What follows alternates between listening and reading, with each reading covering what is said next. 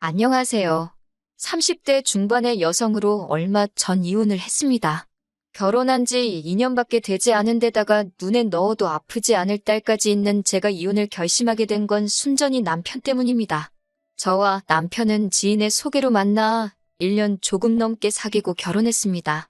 화목한 가정에서 자란 평범한 직장인인 남편은 믿음직스러운 사람이었어요.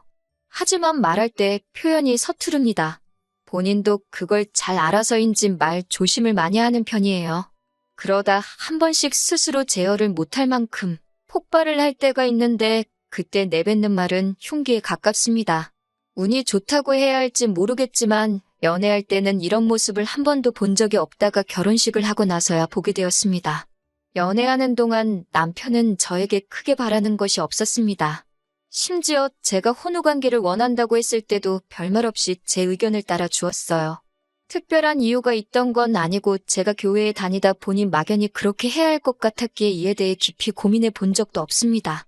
게다가 남편이 특별히 왜라던가 묻지 않고 저에게 어떤 설명을 요구하지 않았고요. 남편의 이런 태도도 제가 결혼을 결심할 때 크게 작용했습니다. 하지만 남편은 결혼식 후 우리가 첫날 밤을 보내고 나서야 저에게 그동안 엄청나게 스트레스를 받았었다고 털어놓더라고요. 미안하기도 하고 그런데도 고맙기도 하고 그랬습니다. 그런데 결혼하고 얼마 지나지 않아 남편이 저에 대해서 외모를 지적하기 시작했습니다. 근육이 없는 제 몸매와 다리, 털, 팔자, 주름 등이 여성스럽지 못하게 느껴진다면서 저에게 끌리지가 않는다고 하더라고요. 그런 말을 들을 때마다 남편이 잘못하고 있다는 것을 알면서도 동시에 남편이 저를 거부하지는 않을까 걱정이 되었습니다. 무엇보다 남편은 저에게 첫사랑이나 다름없었기 때문에 행여이 결혼이 파국으로 치닫지는 않을까 너무 무서웠습니다. 그래서 남편 눈에 들기 위해서 정말 죽을 힘을 다해서 노력했어요. 살도 빼고 외모도 가꾸고 생활 습관도 고치고 제가 할 수 있는 건 정말 다 했던 것 같습니다. 다행히 남편도 저의 그런 변화를 알아챘고 다시 부부 사이도 원만해졌습니다. 지금 제 사연을 듣고 계시는 분들은 뭐 그렇게까지 해서 사냐, 남편이 그렇게 잘났냐라고 물어보실 수도 있을 것 같아요. 사실 제 남편도 그렇게 환칠한 인물은 아닙니다. 하지만 저는 남이 저에게 준 상처를 그대로 돌려주는 성격이 못 됩니다. 그리고 그 무렵에는 제가 어쩌면 남편을 더 좋아하고 있었는지도 모르겠습니다. 한 번은 남편이 샤워를 하러 화장실에 들어갔을 때예요. 남편의 핸드폰이 몇 차례 울리길래 급한 전화인가 싶어 확인을 하게 되었습니다. 남편이나 저나 원래 핸드폰 자금을 해놓지도 않고 딱히 서로 감시하는 것도 아니지만 숨기지도 않습니다. 그런데 이상하게 그날은 한번 확인을 해보고 싶은 기분이 들더라고요. 그렇게 남편의 친구 목록을 훑어보다가 정말 예쁜 여자를 발견했습니다. 다시 보니 저희 결혼식에도 왔던 인형같이 생긴 남편의 대학 동기더라고요. 그러면 안 되는 걸 알면서도 저도 모르게 둘이 무슨 대화를 주고받은 건지 대화창을 확인하게 되었습니다. 내용은 사실 별거 없었습니다. 남편의 대학 동기가 생일이었는지 남편이 생일 축하한다고 먼저 연락을 했더라고요. 그러자 그 동기가 생일 때 받은 선물이며 뭐 했는지를 상세히 말하며 자랑을 하더라고요. 그에 대해 저희 남편은 예쁜 여자랑 시간을 보내는데 그 정도는 써야 한다며 자기라도 쓰겠다고 동조를 하고 있더라고요. 그러자 그쪽 여자가 와이프는 별로야라고 묻더군요. 남편은 지금은 봐줄 만한데 처음에는 내가 왜 이런 여자랑 결혼했지 싶었다며 저에 대해 신랄하게 평가를 내렸더라고요. 차라리 저한테 대놓고 불만을 토로하는 것도 아니고 같은 여자한테 저를 그런 식으로 말했다는 게 분하고 자존심이 너무 상했습니다. 그래도 남편한테는 몰래 핸드폰 봤다는 티는 내고 싶지 않아서 어떻게든 평정을 되찾으려고 했는데 결국 화가 눈물로 표출되고 말았습니다. 순간 화장실에서 나오던 남편도 저의 그런 모습을 보게 되었고요. 제 손에 자기 핸드폰이 들려있는 걸 보고는 남편도 상황 파악을 했는지 뭘 봤건 오해라며 미안하다고 몇 번을 사과했습니다. 남편이 그런다고 바로 기분이 풀리지는 않았지만 그래도 이혼까지 생각하지는 않았어요. 저를 또 화나게 했던 건 남편이 제 친척들 상대로 외모 평가를 하더라고요. 저도 처음에는 그러는지 몰랐다가 남편이 시어머니랑 주고받은 문자를 보고 알게 되었습니다. 사실 일전에 여자 동기와의 대화에서 저에 대해 함부로 말한 걸 확인하고 난 후로부터 종종 남편의 핸드폰을 몰래 확인하게 되더라고요. 그러면 안 되는 줄 알지만 지금은 또 저에 대해서 무슨 생각을 하고 있을까 싶어서요. 그러다 낯익은 사진을 보게 되었는데 저희 결혼식 때 찍었던 친척들 사진이더라고요. 그 사진을 가지고 시어머니와 남편이 누구 닮지 않았냐 그런 대화를 주고받았더라고요. 그런데 그 비교 대상이 들었을 때 딱히 기분 좋을 만한 사람이 아니었습니다. 못생겼다 이런 적나라한 표현만 없었지 완전 비하하는 내용이더라고요. 물론 저희 친척들이 다 미남미녀는 아니고 남편이 말한 그 사람을 실제로 닮은 경우도 있었지만 그걸 남편과 시어머니가 둘이서 히히덕거리면서 이야기를 했다는 게 너무 모욕적이고 화가 나더라고요. 당장이라도 남편에게 따지고 들고 싶었지만 그러려면 핸드폰을 몰래 봤다는 걸 또 이야기해야 되기에 꾹 눌러 참았습니다. 없는 데선 나라님도 욕한다잖아요. 그나마 다행이었던 건 그 이후로도 몇 번 남편 폰을 살폈는데 그때를 마지막으로 저나 저희 가족의 생김새에 대해서 왈가왈부하는 건 없었습니다. 그래서 정신 좀 차렸나 보다 생각했고요. 그리고 얼마 지나지 않아 저는 임신을 했습니다. 그런데 제가 그동안 자기관리에 대해서 얼마나 스트레스를 받고 살았었는지 임신을 했다는 기쁨도 잠시였습니다. 바로 살찌면 어떡하지라는 걱정을 하기 시작했습니다. 나아가 피부도 망가지고 체형도 망가질 텐데 라는 쓸데없는 걱정들이 줄을 이었습니다. 그도 그럴 것이 남편 회사에 출산 후 복귀한 여직원이 있었는데 아주 퍼질대로 퍼졌더라며 남편이 흉보던 게 생각이 났거든요. 그런 여자를 데리고 사는 남편은 진짜 속이 터질 거라면서요. 저는 결국 임신 기간 내내 정말 식단과 운동까지 뭐 하나 손에서 놓지 못했습니다. 주변 사람들은 저더러 무슨 연예인이냐고 출산하자마자 어디 복귀작 찍으러 가냐며 농담을 했지만 다들 제 속사정을 몰라서 그런 거였지요. 제가 이렇게까지 노력을 하면서 남편을 놓지 않으려고 한 건 사실 친정부모님과 제가 사이가 좋지 않았기 때문입니다. 이혼을 하게 되면 제가 돌아갈 곳이 없었거든요. 친정아버지는 늘 밖으로 도는 분이셨습니다. 여자 문제로 늘 친정어머니를 힘들게 하셨어요. 그럼에도 불구하고 친정아버지가 경제권을 전부 쥐고 계셨기 때문에 친정어머니는 이혼을 꿈도 꾸지 못하셨습니다. 어떻게든 자식 잘 키워보겠다고 화병이 생기도록 참고 사셨습니다. 저도 그런 친정어머니의 희생을 잘 알고 있었기 때문에 늘 감사하는 마음으로 살았고요. 하지만 그나마도 친정어머니의 기대를 한몸에 봤던 언니가 친정부모님 마음에 안 드는 남자와 결혼을 하면서 그 불똥이 저에게 튀었습니다. 친정어머니는 그 이후로 이유가 어찌됐거든 조금이라도 기분이 나쁘면 저에게 화를 내고 상처를 주셨습니다. 심지어 친정아버지가 밖으로 도는 것도 제 탓을 하셨습니다.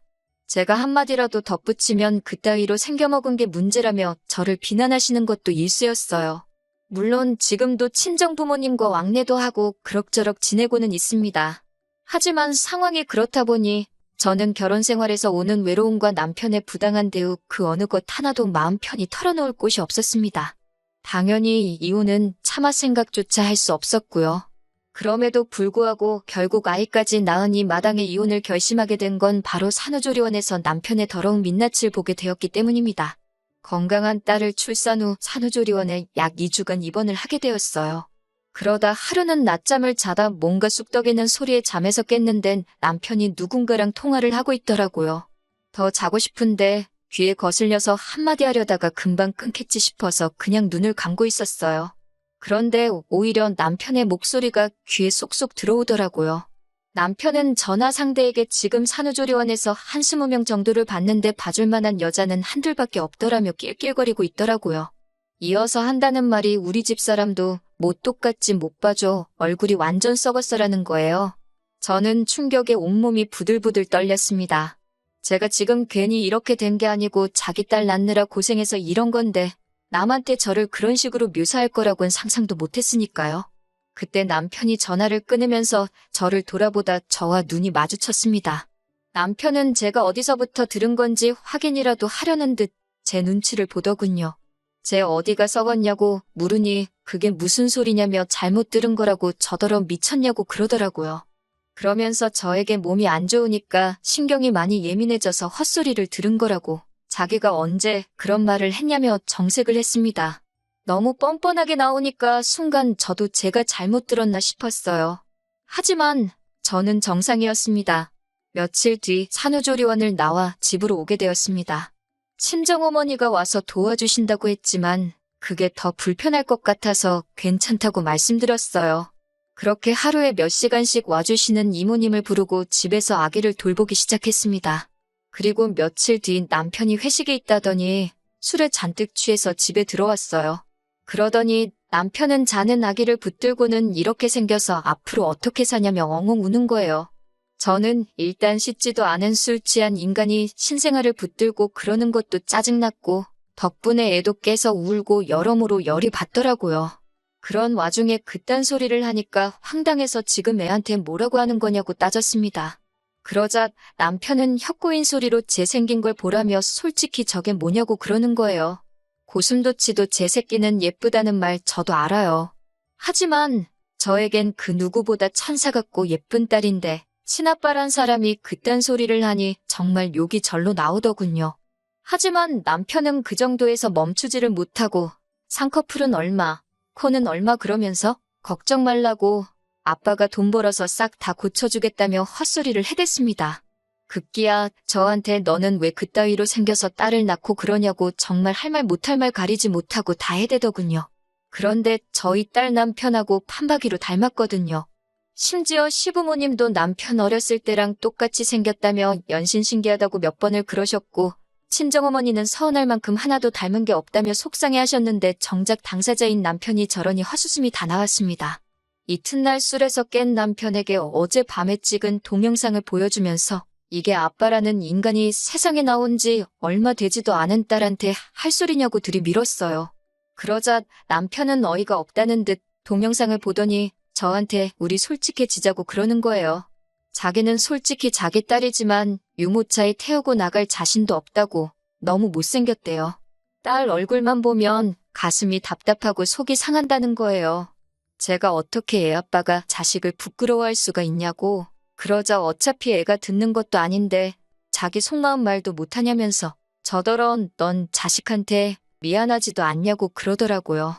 뭐가 잘못인 줄도 모르고 계속해서 실언을 하는 남편을 보고 있자니 비로소 정신이 들었습니다. 남편의 사고방식은 완전히 썩어빠져서 재활용도 못할 쓰레기라는 거려. 이런 인간 밑에서 내 딸을 크게 했다가는 자존감, 자신감 다 잃고 자랄지도 모른다는 두려움이 들었습니다. 저는 더 이상 이런 인간과 가정을 이룰 수는 없겠다는 확신이 들었기에 그동안 가슴속에 품고 살았던 말을 다 내뱉었습니다. 당신은 뭐 볼 거 있는 줄 아냐고. 배만 불뚝 나와서 다리는 새처럼 가는 주제에 누가 누굴 평가하냐고? 그러자 지금 말 다 했냐며 한 대 칠 기세더라고요. 제가 그래 한 대 치라고 합의금이나 받아서 그 돈으로 성형이나 하게라며 막 들이대니 남편이 오히려 주춤하더라고요.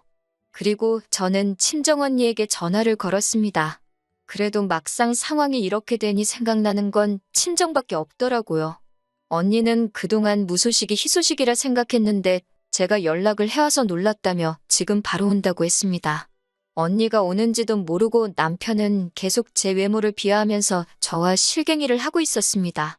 저는 행여 남편이 애한테 해코치를 할까봐 하고 싶은 말도 못하고 언니만 기다리고 있었어요. 다행히 언니가 형부랑 같이 왔습니다. 막상 형부를 보전 남편은 쫄았는지 한마디도 못하고 있더라고요. 참고로 저희 형부는 키가 190에 몸도 좋고 왕년에 운동을 하던 사람이거든요. 형부가 남편을 손가락으로 밀치면서 남자가 몸이 이게 뭐냐고 관리 좀 하라고 해는 네가 낫냐고 툭툭 시비를 거는데 남편이 찍소리도 못하고 있었습니다. 너무 고소했습니다. 남편은 결국 A씨를 내뱉고는 잠바 하나 손에 들고 집에서 나가버렸습니다. 저는 그제서야 다리 힘이 풀렸고 언니에게 그동안 있었던 이야기를 털어놓았습니다. 그러자 언니가 그런 자식을 가만두냐면서 어디론가 전화를 걸더라고요. 변호사인 지인에게 물어보니 막말도 이혼 사유가 될 수 있다면서 제가 원하면 한번 싸워보자고 했습니다. 그렇게 저는 결국 이혼 소장을 남편에게 보냈고 장장 10개월의 싸움 끝에 제가 이기게 되었습니다. 저는 다달이 받는 양육비 대신 지금 살고 있는 빌라를 달라고 했고 시부모님은 한 달에 한 번씩 손녀를 보여주는 조건으로 빌라를 주신다 하셨습니다. 아들 자식 교육을 똑바로 못 시켜서 미안하다고 사과는 하시더라고요. 그리고 더 어이가 없었던 건 제 남편이 그나마 성형을 한 얼굴이었더군요. 어쩐지 친구도 한 명도 없고 과거 사진도 안 보여주더라니 그제서야 납득이 되었습니다. 차라리 처음부터 남편이 자기가 왜 외모에 집착하는지 저에게 말해주었더라면 저희 관계는 달랐을까요?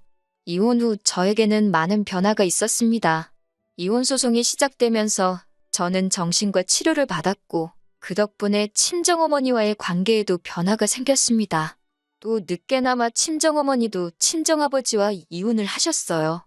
그 이후로는 지금은 저와 함께 살고 계십니다. 제가 친정언니가 운영하는 회사로 출근을 하면 손녀를 돌봐주고 계세요. 이렇게 다들 각자의 방법으로 자유를 찾고 치유가 되어가고 있습니다. 시부모님의 말씀에 의하면 남편은 지금 이혼을 후회하고 있다고 하지만 딱히 신뢰는 가지 않습니다. 아마 더 멋져진 제 모습을 보고 후회하는 거겠지요. 다음에 저에게 또 사랑할 수 있는 기회가 있다면 그때는 정말 제 외모가 아닌 내면을 봐주는 사람이었으면 좋겠네요.